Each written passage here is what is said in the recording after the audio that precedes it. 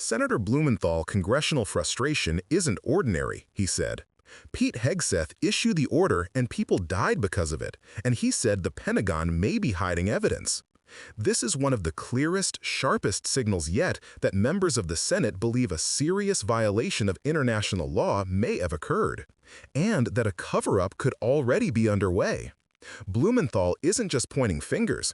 He's naming criminal culpability, warning about potential destruction of evidence, and insisting the Defense Secretary himself must be held accountable for issuing the order that led to the deaths of shipwrecked survivors. You've seen the Signalgate report that the Defense IG sent over? I haven't. I'm going to be seeing it a little bit later this morning. Do you get the sense that there's any appetite among your Republican colleagues for any sort of extension of the Affordable Care Act tax credits in the next couple weeks?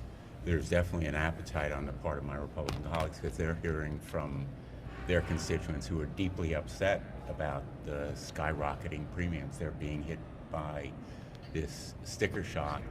And I'm hearing from a lot of Republican colleagues that what they need is a green light from the White House to go forward with a proposal that is gaining real traction among the American people who want affordable health care insurance.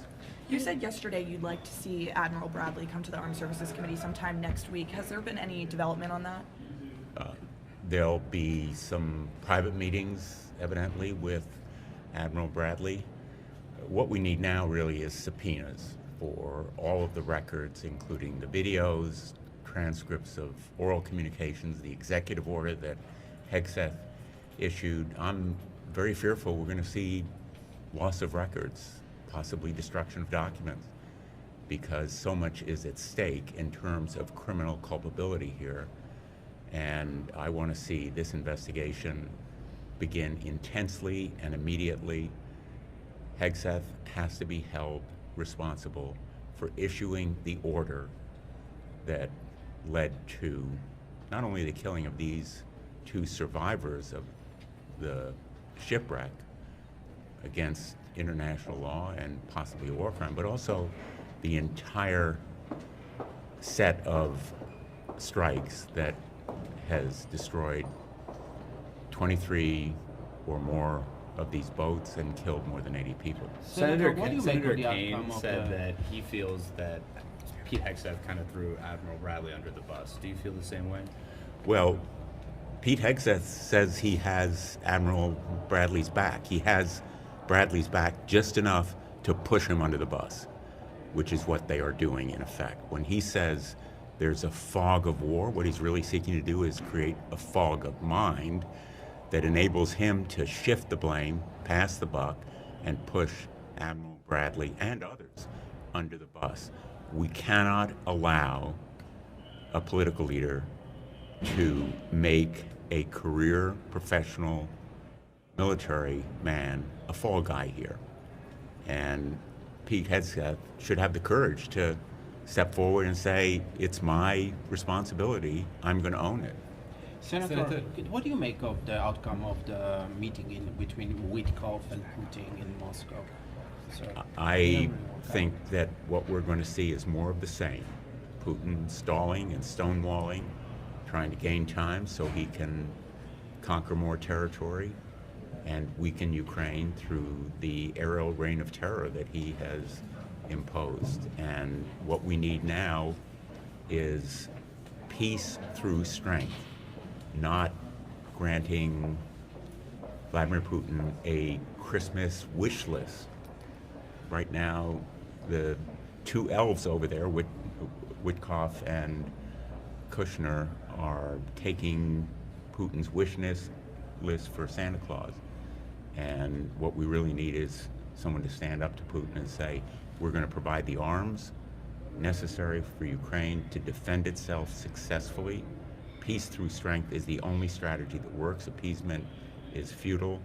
And my worry is that Kushner and Witkoff are there on a fool's errand that is designed simply to give Putin more time to stonewall us. And has there been any movement on efforts to bring up a Russian sanctions bill?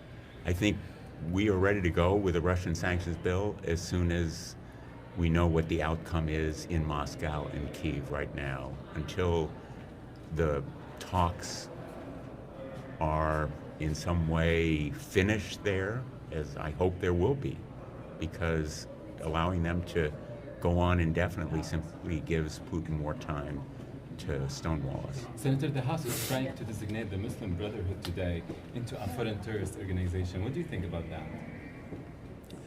I think the Muslim Brotherhood is potentially a danger to us.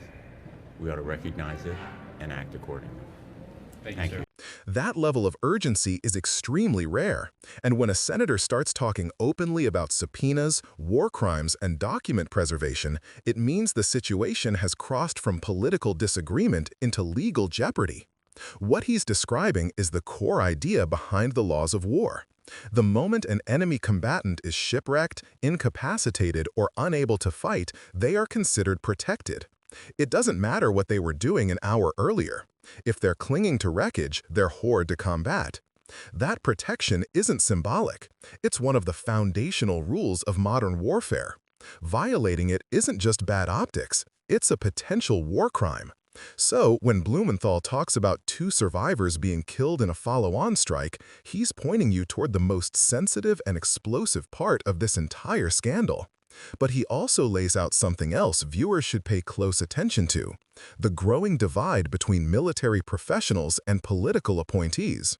When Blumenthal says the Defense Secretary has Admiral Bradley's back just enough to push him under the bus, he's describing a dynamic Washington has seen before: civilian leaders trying to contain fallout by shifting blame onto uniformed officers, even though those officers were following guidance from above.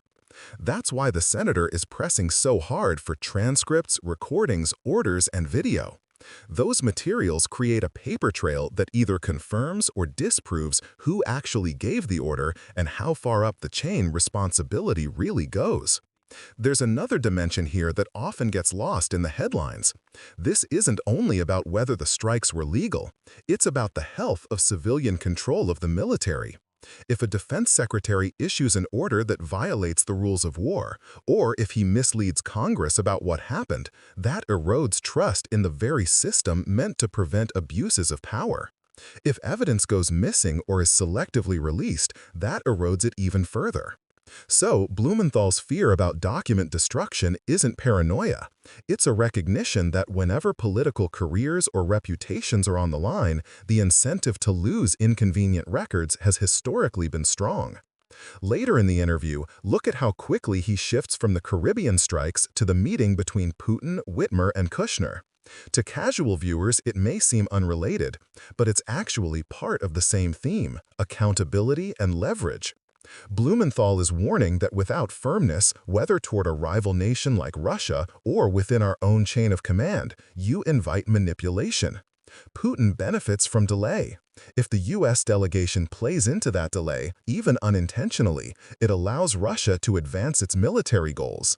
The senator's point is that appeasement, passivity, or wishful thinking aren't strategies. Strength, clarity, and consistent rules are. And that's exactly what he's arguing the United States must show at home as well. If we're going to demand accountability from global adversaries, we have to practice it internally. If we expect other nations to follow the laws of war, we have to follow them ourselves. If we criticize autocratic leaders for hiding their missteps, we can't tolerate secrecy or evasiveness from our own officials. This is why the boat strike issue isn't just a one-off controversy. It sits at the intersection of law, military ethics, civilian oversight, political responsibility, and America's global credibility. When a senator says openly that he fears evidence might be destroyed, that tells you the stakes are far beyond reputations. They involve whether the truth will remain intact long enough for justice to be possible.